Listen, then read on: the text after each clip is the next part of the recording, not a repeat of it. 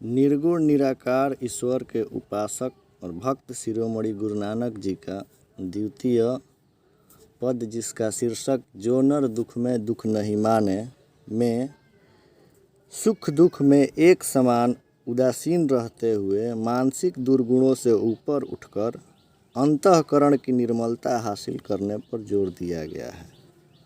संत कवि गुरु की कृपा प्राप्त कर इस पद में गोविंद से एकाकार होने की प्रेरणा देते हैं।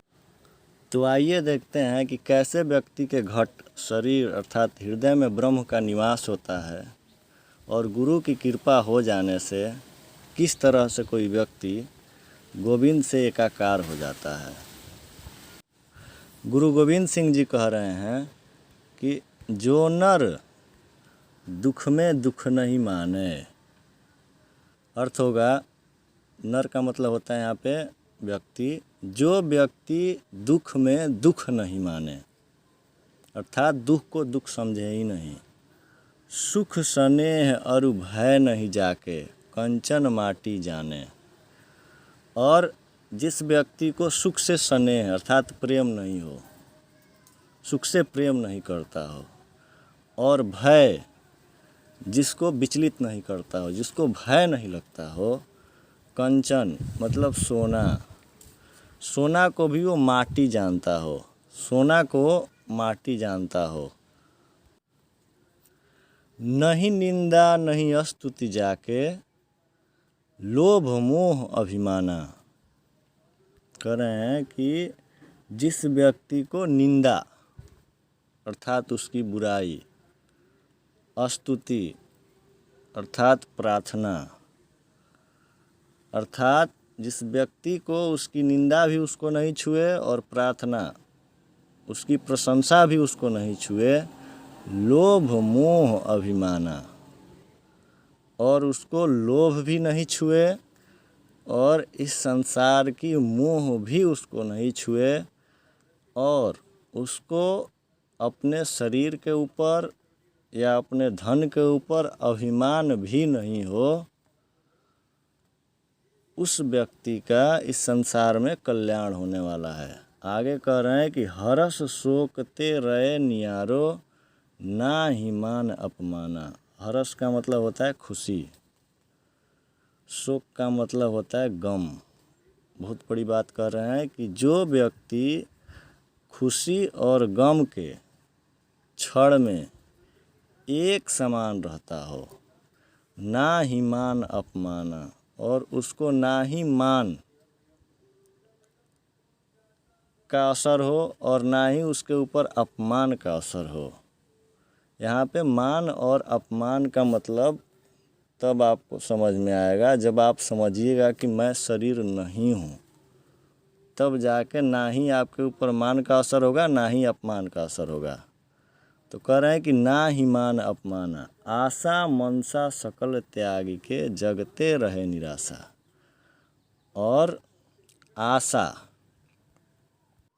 मनसा अर्थात मन में जो आशा है, सकल मतलब सब कुछ, वो सब कुछ त्याग के, कहने का मतलब है कि मन में जो भी आशाएं हैं, इच्छाएं हैं, उसको त्याग के छोड़ के जगते नहे रहे निराशा। इस संसार में, जग मतलब संसार, रहे निराशा, बिल्कुल अलग रहे, उसके ऊपर सांसारिक मोह माया का कोई असर हो ही नहीं।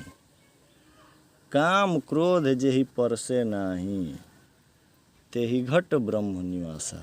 और जिस व्यक्ति के ऊपर काम का और क्रोध का, ये सारे के सारे दुर्गुण वर्ग 10 के संस्कृत में भी बताए गए हैं, जो व्यक्ति के अंदर के शत्रु हैं, ये अंदर ही रहते हैं। काम वासना, क्रोध, जो कि व्यक्ति के अंदर का ऐसा शत्रु है जो अंदर ही अंदर मार देता है। तो कह रहे हैं कि वैसा व्यक्ति जिसको ना ही वासना छुए और ना ही क्रोध छुए, जेहि पर से नाही तेहि घट ब्रह्म निवासा, उसी के घट में, घट का मतलब शरीर होता है, और घट का मतलब हम लोग हृदय भी कह सकते हैं, कंठ भी कह सकते हैं। उसी के घट में ब्रह्म का निवास होता है, अर्थात वो व्यक्ति ब्रह्म स्वरूप बन जाता है इस जगत में, इस संसार में।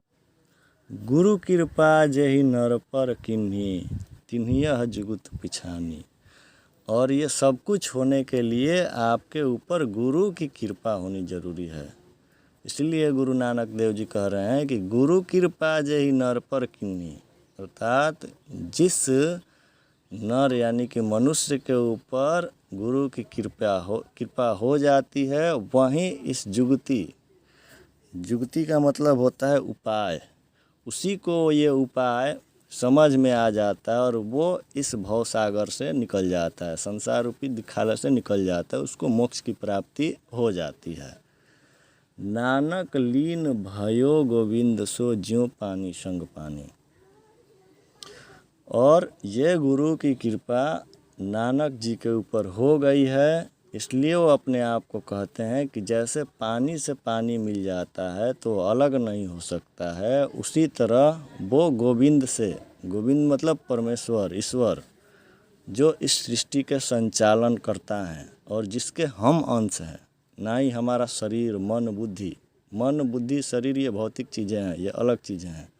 मैं हुए माई, वो कह रहे हैं कि वो मैं यानी कि उसको मैंने गोविंद से क्या कर लिया, एकाकार कर लिया, उसको गोविंद के चरण में शरण में लगा लिया। इसलिए तो लिखा है नानक लीन भयो गोविंद सो, यानी कि मैं पूरी तरह से गोविंद के भक्ति में, गोविंद का नाम ले के गोविंद के बिल्कुल रस में डूब गया हूँ, जैसे पानी के संग पानी मिल जाता है। अर्थात हमको ये भान हो गया है, ज्ञान हो गया है कि इस भौतिक संसार में कुछ होने वाला नहीं है। धन्यवाद।